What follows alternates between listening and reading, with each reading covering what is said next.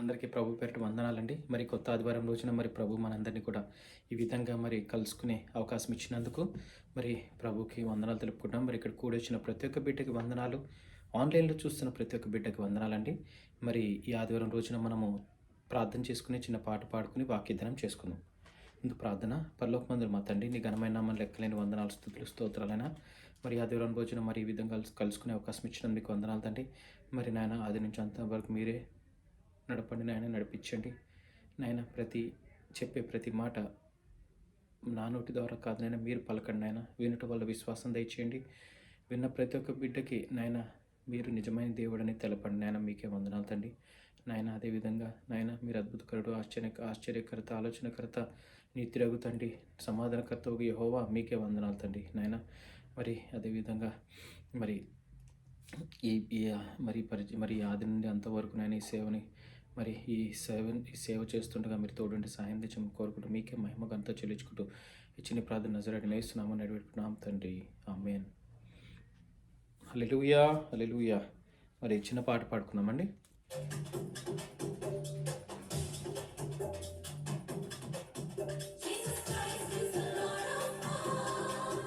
Jesus Christ is the King of praise. Jesus Christ is the mighty God.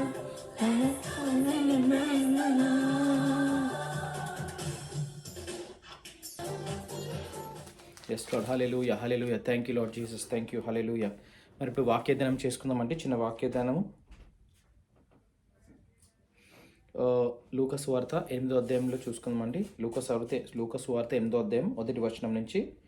వెంటనే ఆయన దేవుని రాజ్య సువార్తను తెలుపుచు ప్రకటించుచు ప్రతి పట్టణంలోను ప్రతి గ్రామంలోను సంచారం చేయుచుండగా 12 మంది శిష్యులను, అపవిత్రాత్మలను, వ్యాధులను పోగొట్టబడిన కొందరు స్త్రీలను, అనగా 7 దెయ్యములు వదిలిపోయిన మగ్దలేని అనబడిన మరియయు, హేరోదు యొక్క గృహ నిర్వాహకుడును, కూజా భార్యయగు యోహన్నాను, సుసన్నాయు ఆయనతో కూడా ఉండిరి.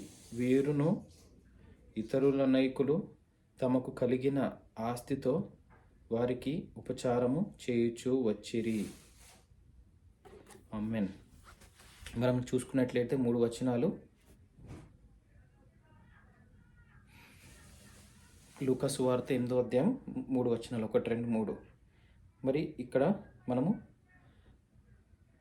3 వచనాలు చూసుకున్నట్లయితే మరి 3 వచనాల నుంచి మనము ఏమి నేర్చుకోబోతున్నామంటే, మరి మన టాపిక్ వచ్చేసి ఈరోజు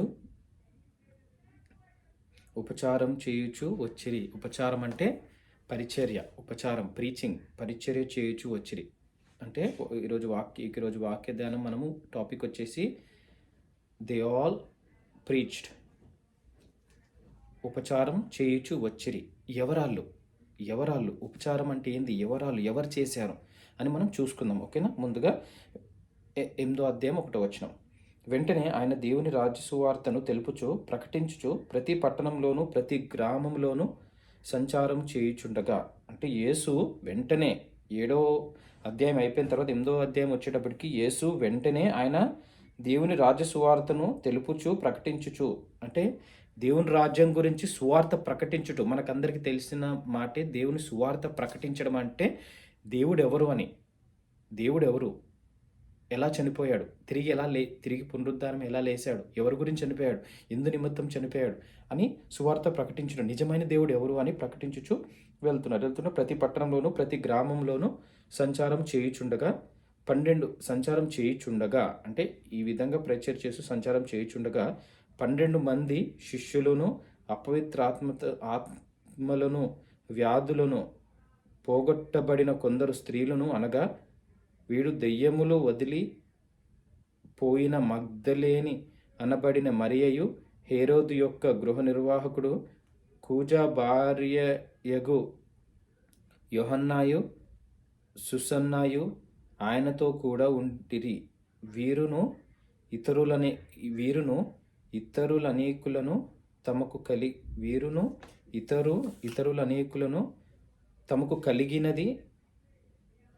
తమకు కలిగిన ఆస్తితో వారికి ఉపచారం చేయుచు వచ్చిరి.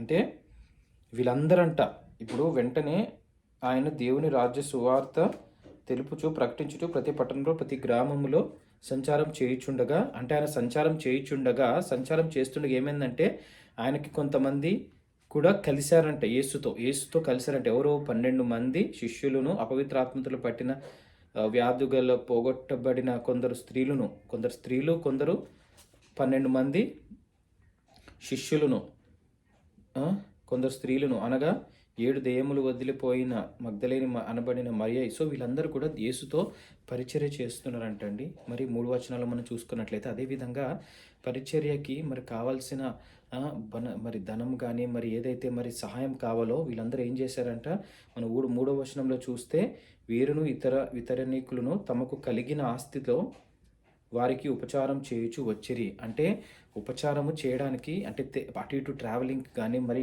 ఈ ప్రయాణంలో మరి కావాల్సిన ఖర్చులు కానీ ఏది కానీ తమ ఆస్తిలో ఉన్నది ఉపచారం చేయుటకు వచ్చిరంట. సో మరి వచనాల నుంచి మనం ఏం నేర్చుకుంటామంటే ఏ విధంగా అయితే మరి యేసుతో నడిచారో మరి ప్రతి ఒక్క బిడ్డ మరి మనమందరం కూడా యేసుతో నడవాలని కోరుకున్నానండి. కోరుకుంటాం పాటు మరి యేసు సువార్త ప్రకటింపబడాలని మనతో మన కష్టాల్లో ఉన్న కొంతైనా మనము యేసు సేవకే మనం వినియోగించాలని మరి యేసు వాక్యం సెలవిస్తుంది.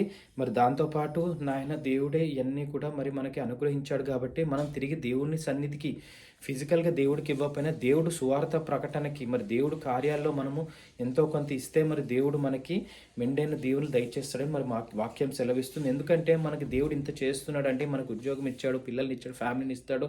అదేవిధంగా మనకున్న దాంట్లో ఎంతో కొంత మన దేవుడు సువార్త ప్రకటనకే మనం సేవ చేస్తే మరి దేవుడికి మరి ఎంతో మరి మహిమ కలగాలని కోరుకుంటూ మరి చిన్న వాక్యం దేవుడు దీవించును గాక. ప్రార్థన చేసుకుని ముగించుకున్నాం. పరలోకమందున మా తండ్రి, నీ ఘనమైన మన లెక్కలేని వందనాలు, స్తుతులు, స్తోత్రాలైనా మరి లూకాసు వార్త 8వ అధ్యాయం చదివాం తండ్రి. 3 వచనాలు, ఈ వచనాలు ఏం నేర్చుకోవాలో మీరే మాకు సహాయం తెచ్చాము ప్రార్థన చేస్తున్నాం తండ్రి. వాళ్ళకున్న ఆస్తిలో నాయన తండ్రి మరి మీ సువార్త మీ పరిచర్య ప్రకటనకే మరి సేవ చేశారు. మరి ఆ విషయానికి మీకే వందనాలు తండ్రి. మరి మేము కూడా మరి మా వంతుగా మరి మేము ఎక్కడ సహాయం చేయగలుగుతామో మరి సహాయం చేసే మనసు దయచేయమని, నాయన జ్ఞానం దయచేయమని, ఆలోచన దయచేయమని కోరుకుంటూ మరి ఈ వారం అంతట్లో తోడున్నది మీకే మహిమ ఘనత చెల్లించుకుంటూ కొత్త వారం అంతట్లో కూడా నాయన మీ కార్యాలు మీకు మహిమకరంగా మా జీవితాలు ఉండే కొంచెం కోరుకుంటూ మమ్మల్ని ఏ విధంగా మీరు వాడుకోబడుతున్నారో నాయన మీతో నడవాలో, ఏ విధంగా నడవాలో అన్నీ కూడా మాకు తెలుపమని కోరుకుంటూ ఇచ్చిన ప్రార్థన సరైన నేస్తున్నామని నడిపెట్టుకున్నాం తండ్రి. ఆమేన్. అందరికీ షలోమ్ అండి. Have a great day.